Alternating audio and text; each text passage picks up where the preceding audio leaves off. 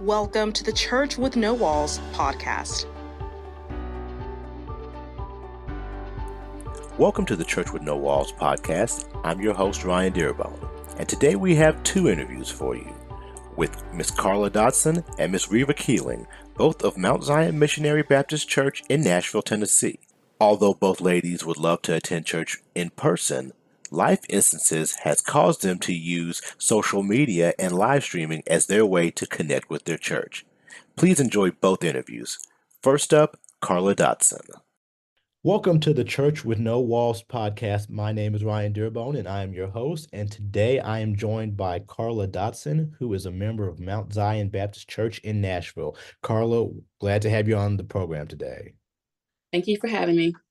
So, Carla, just want to talk a little bit about your experience with social media and live streaming and the church. So, for you, starting off your church, pre-pandemic, let's start pre-pandemic. How involved was your church in things like live streaming service and social media engagement for people who may not be able to attend all the time?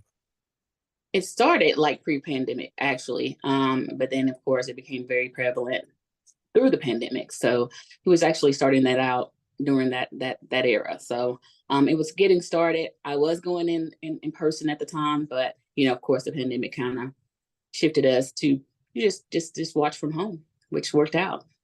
And so what did services pre-pandemic, when it was being live streamed, what did it look like? What did the live stream look like? Was it basically a traditional service with some cameras just capturing it, or did it have a different feel than if you were there in person? I want to say pre-pandemic, it was about the same, like with everyone's in the building and things like that. But of course, like I said, during the pandemic, it was a little different. But it was just cameras and everything during the pandemic. But pre-pandemic, like I said, he was starting to do that anyway. So just kind of led in that arena, and then he was able to just spiral, and now he's reaching people all over the world. So, but yeah, that's how it was in the beginning. And so during the pandemic, what did services look like? Because obviously everybody couldn't be together, and there was a different atmosphere because of the fear of the spread of COVID. So what did services look like during the pandemic timeframe? I mean, everyone was at home. I mean, you were just looking at, service, through either your TVs or your phones or your computers or whatever. But I mean, of course, you wasn't around others. But if you had your family around, of course, that's just how it was. It was our little family, and we were looking at, Bishop preach the word and receiving the word. So, did his service consist of, was it literally just in preaching? Was there any singing? Were there a few little elements that still looked like an old service, or was it very bare bones? Oh, yeah. Still had the singing. Everything was still there. I mean, we had the choir, we had everything was still, it felt like church. It still felt like church. It just wasn't just him. It was everyone. So, but yeah, it still felt like you were at church, but you were at home in the comfort of your own home. So, it never changed for me whether I was in person or at home. I mean, I felt the Holy Spirit, because the Holy Spirit's with you everywhere you go. So I felt the same and received the same word and was fed the same way, whether I was inside the church or in the comfort of my own home.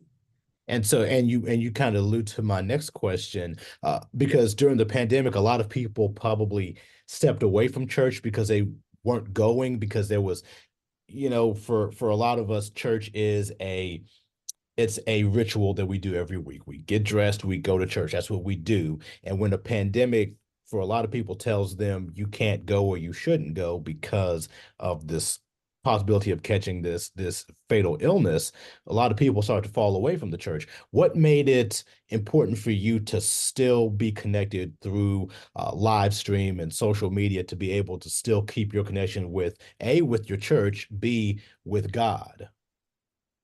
Because I'm nothing without God. I have to have the word. I have to have him. I mean, he's always with me. So, I mean, whether I'm in my car, whether I'm at work, I have to have the Lord with me at all times, because if not, then, I wouldn't be who I am today. So that's very important for me to, even when I'm out of town, things like that, I am streaming. I am online at this time, because I have to have it.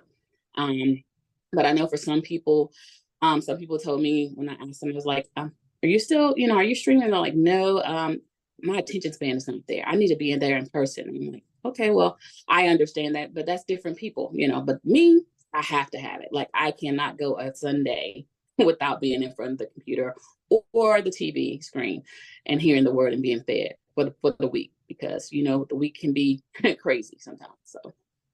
And so being able to be, like you said, be fed and be able to consistently get the word, if there was no social media, let's say your church didn't have live stream. So we'll just play devil's advocate. Your church didn't have live stream during the pandemic. What would you have done? What would have been your I guess your next step or your backup plan for not having your church service that you've become accustomed to, that you've been able to ride through pandemic and pre-pandemic? Of course, I would continue to read my Bible and to strengthen my faith through it all, and praise and worship music, and also, and probably go to some other, live streams that had it, to probably go listen to some other pastors or preachers, that's around the world, but I would want to be fed by my own pastor, but at the same time, we have, people of all around the world that we can actually listen to and be fed as well. So there's other ways to study, And during that time, while we were all kind of locked away with the pandemic, you were watching obviously your church. Did you discover other churches and maybe watch other pastors, other sermons from other places that you might not have logged on to otherwise? Yes, I did. I did discover several others, and that I still, watch on today, because I'm in the car most of the time, so I may listen to a sermon as I'm driving to work or to a client, and sometimes you may need what they're feeding you that day, whatever they're speaking of or whatever. Because I feel like sometimes these pastors are following me because it's just for me. It's just for me, and I'm just like, okay, I know that they don't know me personally, but Lord, thank you, because Right. I know, I need that at the moment. So yeah, I And would. I'm sorry. no, go right ahead. No, you're fine. Go ahead. I was gonna say, and so are these other services, these other pastors, are they in the Nashville area, or are they kind of spread out? Where have you been able to find these other churches and other pastors and other sermons? They're spread out. I listen to Keon Henderson. He's in, I want to say, Texas. I listen to Joel Osteen sometimes. I mean, just everybody's just all over. There's no one in particular that I just, hone in on. It's just that, whatever I need at that moment, the Lord will just say, okay, this is what you need to listen to. Well, I may be going through YouTube or something like that, and I see the topic of their sermon. I'm like, okay, I need to hear this, in this moment. So, And but so now yeah. some people might say that the birth of live stream, or the growing of live stream in churches in a way might be killing the physical presence of people coming to church, because now they have the ability to sit on their couch and be a passive participant of church rather than active. Do you agree with that, or do you think it maybe has shifted in a more positive light? I think it's much shifted in more positive light because he's bringing more people in. More, it's not traditional anymore. Like you can listen to church any time of the day. You don't have to wait until that time to listen to it. You can listen to it anytime. If you're having issues at the moment, you can just log in and just listen to that sermon that you may need. So I think it's more positive than negative. And do you see any negatives to it? Do you see any areas where, okay, this might be changing either church worship or religion in a negative sense? I don't see any negative in it, actually. I really don't see any, because I've seen so many people join, even virtually and in person. As I watched a sermon on today, it was so many that came. And then I know that, he's talking about how many people actually join online as well. So I don't think it's a negative thing at all, because it gives people a non-traditional way to still serve the Lord and listen to and be fed. So I don't think it's anything negative about it. And so now, are you back in the sanctuary? Are you a virtual attendee? How are you now? I'm still virtual right now. I mean, it's just the way life is lifing right now. But I do plan on going back in person soon, really soon. And so for you being able to have the virtual aspect of it, do you feel like when you go back in person, you won't feel like you've missed anything because you've been so connected through the virtual aspect of church? No, I don't think I missed anything because I went in December because my daughter got baptized. So I went in December and it feels the same if I'm at home, if if I'm in the sanctuary. Yeah, I'm glad to see all the people that I haven't seen before. Of course, you don't, the face to face thing, but but at the same time, what I'm there is for to hear the word and not to I mean, of course, you want to engage with people and connect with others, but at the same time, you can still network even virtually because they have virtual connects and things like that where you can actually network and everything on certain days of the week that we can do that. So I don't think that I'm missing anything, to be honest about it. And now, do you think as this, because more and more churches are going virtual and having hybrid services. I know our church, we're hybrid in person and online. Do you think at some point, whether it's for convenience, whether it's for profitability, being able to take care of offering and so on and so forth, that churches will start to move away from either physical brick and mortar buildings into strictly virtual, or they will at least start scaling down maybe the size of the churches that they build or create because the audience is starting to drift more to a virtual aspect. Do you see that change coming? Do you think that change may come in Do in not the see next that one? coming because we have added a new location. So I do not see that change coming at all. So I see it getting bigger and bigger, really, to be honest about it. So in a way, you feel like having an online presence is actually growing the church. Absolutely. I do. I do. Because people can just join all over the world. It doesn't have to be just in Nashville. It can be anywhere in the world. So, no, I don't see that happening. I really don't. I mean, I guess because I'm looking at it in the aspect of where my church home is, but I really don't. I don't see that happening anytime soon. And it could possibly happen in the future, but I just don't see it happening anytime soon. And so let me ask you this, in terms of younger people, because obviously people over a certain age are not natives to online live streaming. So, you have people who are in their 50s, 60s, 70s who are starting to get into this because that is the new nature, whether it's because of illness, because of fear of something like COVID coming back or whatever. But for younger people, people in their 20s, 30s, teenagers, what does this add for them? What type of value does having the online live streaming of church add for a younger generation that might be beneficial in your opinion? I think that the virtual because it's their era, so technology is really prevalent now. So I think them having that aspect of it, being able to look at it online, will make them more interested in it. To be honest to you about it, because I'm thinking that most of them are on their phones all the time or on a gadget all the time. So I think that it will help them um, to be more present and to log on. Maybe may not want to get up at the time, but maybe they'll log in. Once they wake up from how they slumber alone. Yeah. So I think that this will be I think it's a great thing. I actually had the opportunity to see my godson and my cousin join church on today, and it just warmed my heart. So I'm thinking that for them to have the option of being able to go in person and to log in, I think that it will just be a great thing for them. I really do. I see Yeah. it. Yeah, and I agree with you. And I think one thing that as I'm kind of navigating it and our churches are navigating it in terms of it, not saying it can't be the traditional type of service that we've grown up and come accustomed to, Right. but there needs to be some adjustments, some things that make younger viewers want to tune and say, "Oh, okay, they're doing that at the church. That looks cool. The visuals or whatever. It can't just be a church service that somebody in their 30s or 40s or 50s are used to, the way they sing and all that stuff. There's got to be something else. What do you think? I agree with you.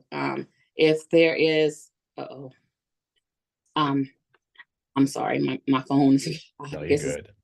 anyway, I agree with you totally. I believe that having non-traditional ways of doing things and to spark their interest in their areas of what they are liking, I think it will help them bring more young people into the church. I do believe that. So if we can get out of the traditional ways of doing things, I think things will be better, and then just kind of break things down more to layman's terms for them, so that they can understand in their area what certain things are, in the church or whatever. But yeah, I agree with you on that. And there needs to be a little change. And so do you think that where we're at now in 2024, that even though obviously there was so many bad things that came out of the pandemic, so many people lives lost, so many things that we look back now and say, man, I just wish, we didn't go through that pandemic, that maybe the shift in religion, like a fast tracking of stuff like this, is a blessing that came out of it? Oh, it definitely was a blessing came out of it. I mean, I believe that a lot of people's faith was tested, and a lot of people grew closer to Christ during this time. I really do believe that, it did help. It was a blessing. It was, yeah, a lot of people lost their lives, and it was unfortunate, but through the pandemic, I know for myself, I can speak for myself, it really drew me closer. I mean, I was close, but I'm closer now, and my faith is just much stronger than it's ever been. So I can just speak for myself on that. And you had mentioned that you said your godson. Cousin, yes, on today. It was, oh my gosh. I was just like, because my godson just lost his best friend. He was very sick, and he lost him, and they just funeralized him last Wednesday. And I just been praying anyway, because it's just been a lot of things that has been going on in his life. And I just been praying over his life, like, Lord, just bring him closer, show him what he needs you, things like that. And to see them walk down, I mean, it just warmed my heart. Not only that, my god sister, she got baptized today as well. So it's just been a joyous day for me. It really Wow. has been. That's a Yeah. blessing. And you talk about that. I'm thinking about, like, how somebody who maybe isn't a native to church, somebody who's just popping in to see, oh, well, let me get this church thing a try, or let me see what this church is doing, to see that even from a virtual standpoint, from a live stream, how that can impact somebody, and they could say, you know what, that I want to either physically go there, or I want to at least engage more and learn about that. So something like that speaks to me, and like, people wouldn't see that otherwise, because if they didn't come physically to the church that day, they Right. wouldn't see somebody giving their life to Right. Christ. Right. That's true. That is so true. So yeah, like I said, today is just a joyous day for me. I'm just so excited, because they're young people. I think 19, 20, and 22. So they're very young. So I'm very excited for them to see what Yep. God is for them. Well, that's a blessing. Before I let you go, is there anything else you wanna add? Anything you wanna say? No, I just want to thank you for this opportunity, because I mean, to share my testimony. I have a great testimony. If you ever need someone to share a testimony, I have a story. And if you don't know it, you won't know it. If you knew it, you'd be like, wow, she's been through a lot. But He is everything to me, everything. He's my all in all. So, and I truly thank you for this opportunity Well, thank to. you. And I've got one more question, because you brought up a point that I just now was able to put into words. So, you know, you have a testimony. We all have testimonies.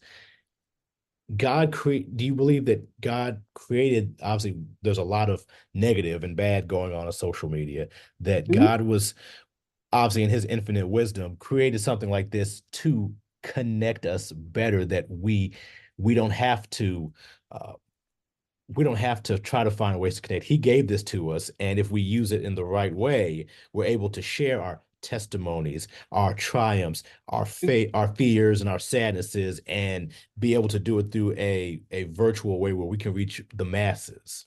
Mm-hmm. Yeah. I believe this opportunity, this platform was designed to reach the masses in a positive way. I do believe that. And I'm sorry, go ahead. no, you go right ahead. No, that was it. Now, and I was gonna say that, and that's kind of why, we call it church with no walls, because the Bible commands us to be a church without walls. Exactly. Because you're the church. Yeah. And for years we've, I think my pastor says, and I'm sure you probably heard the pastor say, the most segregated place in the world is a church on Sunday morning, because everybody goes into their own church to hear their own word, and they do it with their own group of people. Then they walk out, and we're charged with spreading it to everybody. But the likelihood of us spreading it from what we got in the sanctuary is so small. But now this allows us to literally tear those walls down and be able to share with everybody. Yeah, absolutely. Absolutely. And I love it. I love that, that this has been designed to do so. So, and like, again, I thank you for, inviting me. And if you have any other opportunities for me to come, I'll be glad to do it. Absolutely. Well, I thank you. You've been listening to the Church with No Walls podcast, and my guest, Miss Carla Dotson, a member of Mount Zion Baptist Church in Nashville. Thank you for being on the podcast with me today, and I wish you a very blessed rest of your day. You as well. I hope you enjoyed our interview with Carla Dotson. And now, Miss Reva Keeling. And welcome to the Church with No Walls podcast. I'm Ryan Dirabone, your host, and today we are talking to Miss Reva Keeling, who is a member of Mount Zion Missionary Baptist Church in Nashville, Tennessee. How are you doing today, Miss Reva? I am doing great. Thanks for asking. That's good to hear. So I've talked to you a little bit before we started this podcast, just to kind of see how the whole changing of virtual service versus in-person service has affected you. So my first question is, looking at your church pre-pandemic, so before the pandemic hit, what level would you say your church used live streaming, being able to watch church if you're not there, social media? What would you say what it looked like for your church at Mount Zion? Well, we've always had social media, and so we was able to look at church during on Sundays and as well Wednesday as well. So we've always had that before the pandemic. And so for you, during the pandemic, how did services change much? The way you guys, the way they were put on, because of the fact that you guys had already been doing it, but now it was just in more of a circumstance where people could not attend service? Well, no, we've always had that. So, we was able to look at like I said before, we was able to look at the Sunday services as well as the Wednesday services. So we've always had, before the pandemic hit, we've always been able to look at the have church service. And so for you, it's especially good that you have it, because you are a caretaker, and so you're not always able to make it to service. Can you talk a little bit about what that looks like for you? Well, I am so grateful for the social medium that we are able to look at it. But I have a 95-year-old godfather that I take care of on Sundays, and it's have really put a damper on me because I can't get back in church, but yet and still, I'm so grateful to have church. I'm so happy to have church that I can, look at and everything to get the word. And so are you able to watch it live on Sunday morning or Wednesday night, or do you go back and watch it at a different time? No, actually, I watch it when the service is going on so that I won't miss anything. And so how long have you been doing that? How long have you been watching it virtually? It has been 3 years now. And so being able to watch it virtually, how does it measure up to actually being in person? Are there certain things that you miss, or have you kind of gotten used to what the virtual service feels like? Well, you know what? I love the fellowship. The fellowship, to me, you can't even, watching it on TV is nothing like fellowshipping with others, and we're all on one accord. So I love fellowshipping with with everybody else on one accord. And then for you, how important is it? Because I know over the course of the pandemic, when people started, when other churches shut down, you guys have always been doing this, but other churches Right. shut down, people kind of fell away from religion or going to church. They kind of got either passive, and they just kind of either stopped, when churches started making the move to virtual, they didn't come along, or they just decided, well, I'm just going to kind of do my own thing. For you all, since you guys have been doing it consistently, how do you think that's, helped your church to be able to, you guys were already doing this, so it kind of kept people in the flow of church? Yes, and what I wanted to add with that, you said it all. You answered my question.